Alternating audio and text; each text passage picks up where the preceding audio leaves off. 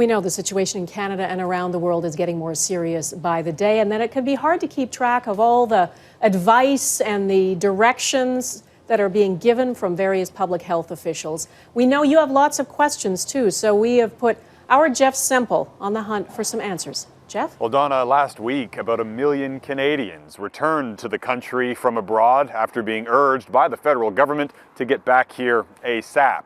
They, along with many others, are now being ordered to remain in self-isolation. And many viewers are now writing to ask what self-isolation actually means. The big question is, who is allowed to go for a walk? Who is allowed to go out and get some fresh air? Those of us who are isolating. The confusion around self-isolating indoors might be due in part to some mixed messages from health officials. Please, stay home. Stay home. The advice we give to every international traveler returning, which is, still stay at home. While others, including Canada's chief medical officer, are opening the door. And if you do need to venture out for fresh air, keep your hands away from your face and practice meticulous hand washing. One viewer wrote, "I'm hoping somebody can be a bit more clear on the self-isolation guidelines." People are supposed to stay at home. It doesn't mean go out to get groceries. It doesn't mean go to the park. It doesn't mean go for a jog. It means stay at home. And he says everyone should keep their distance. But what does a safe distance actually look like? Well, the World Health Organization is asking people to stand at least 1 meter apart. Well, public health officials here in Canada are going even further, asking people to stand at least 2 meters or 6.5 feet from each other.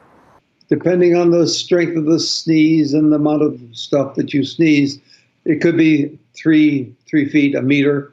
Canadians are trying to keep their distance, but one place many still need to go is their local grocery store. And that's prompted a lot of viewers to write in to ask this.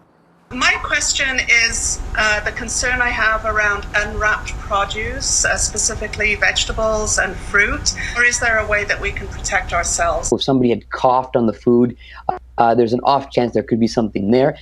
This is part of the reason why we suggest, to wash your hands before you eat, and you're going to be washing your produce anyway. That should eliminate that risk. Another viewer asked how long the crisis is likely to last, or before a vaccine can be mobilized.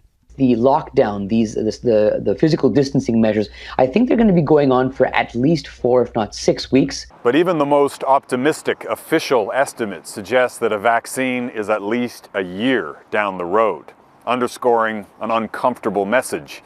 We've got a long way to go. Donna? A long way to stay away from each other. Jeff Semple in Toronto, thanks. We know you have lots of questions about this virus. Our Jeff Semple will continue to consult with experts and try to answer them.